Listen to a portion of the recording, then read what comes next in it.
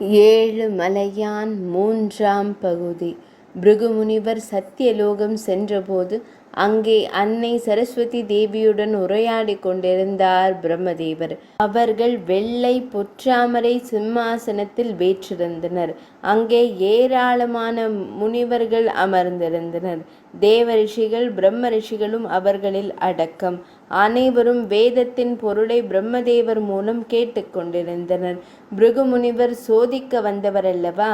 பிரம்மாவிற்கு கோபம் ஊட்டினாலும் தன்னை வரவேற்கிறாரா அல்லது எடுத்தறிந்து பேசுகிறாரா என பரீட்சை வைக்கும் பொருட்டு பிரம்மதேவருக்கும் சரஸ்வதி தேவிக்கும் சம்பிரதாயத்திற்காக வணக்கம் கூட தெரிவிக்காமல் அங்கிருந்த ஆசனத்தில் மிகவும் கர்வத்துடன் அமர்ந்து கால் மேல் கால் போட்டு கொண்டார்.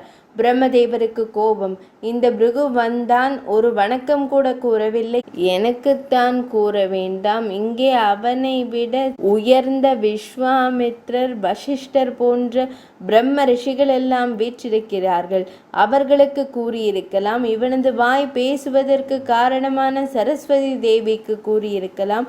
இவனை ஒரு கை பார்த்துவிட வேண்டியதுதான் என்று எண்ணியவராய் முகத்தில் கடும் கோபத்தை தேக்கி, பிருகு, என் வம்சத்தில் பிறந்து நீ பிறருக்கு மரியாதை செய்வது என்ற சாதாரண தர்மத்தை கூட பின்பற்றவில்லை.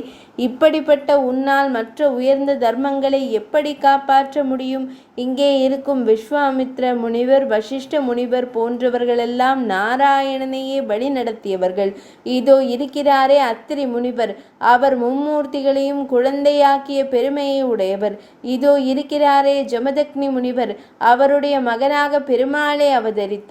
பரசுராமராக இருந்து இவரது உத்தரவிற்கு கட்டுப்பட்டு பெற்றவடையே வெட்டி தள்ளினார் பரசுராமர்.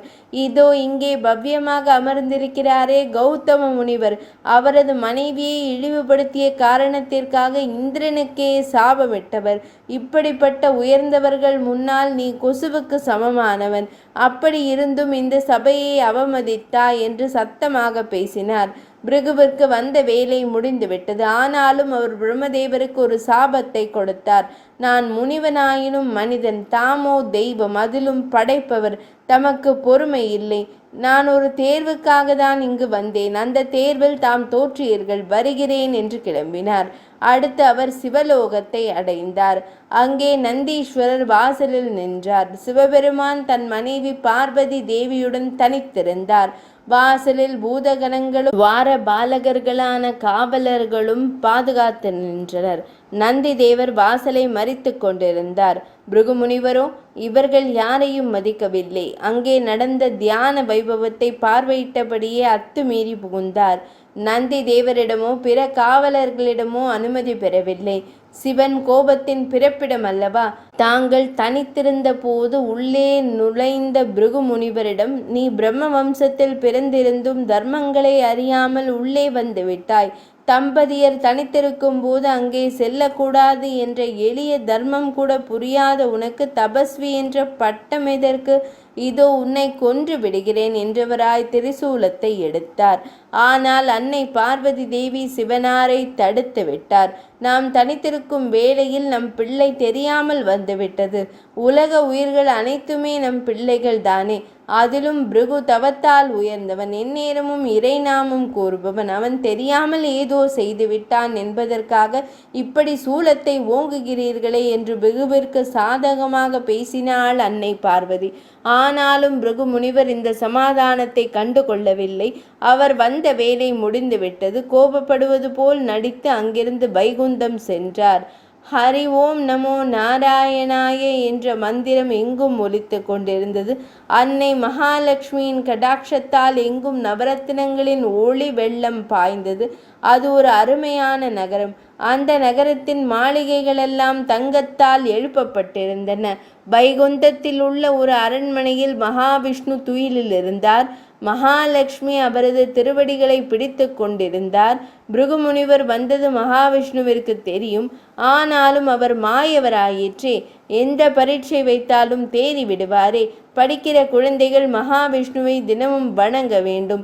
அவர் கல்வியின் அதிபதியான ஹயக்ரீவராக திகழ்கிறார்.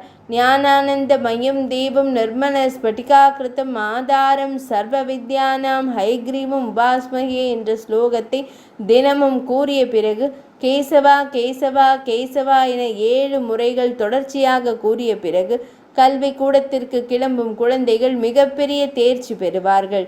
பெருமாள் கோயிலுக்கு சென்றால் முதலில் தாயாரை வணங்க வேண்டும். அப்படி அல்லாமல் நேராக பெருமாளை போய் வணங்கினால் கோரிக்கை அவ்வளவு எளிதில் நிறைவேறாது. பிருகுமுனிவரோ மகாலட்சுமியை கண்டுகொள்ளவே இல்லை. அது மட்டுமல்ல, நாராயணா, நான் பிரம்மலோகத்திற்கும் சிவலோகத்திற்கும் சென்று அவமானப்பட்டு உன்லோகம் வந்திருக்கிறேன். நீயோ எழக்கூட இல்லாமல் உறங்கிக் கொண்டிருக்கிறாய். பக்தனின் கோரிக்கைகளை கவனிக்காமல் இப்படி உறங்கினால் உலகம் என்னாவது? எழுந்திரு என கத்தினார். மகாவிஷ்ணு அது காதில் விழாதது போல இருந்தார். எல்லாரும் பகவானின் திருவடி தன்மீது படாதா என நினைப்பார்கள். இங்கே பகவானோ பக்தனின் திருவடி தன்மீது படாதா என காத்திருந்தார். இதோ அது பட்டுவிட்டது. 3ஆம் பகுதி நிறைவடைந்தது.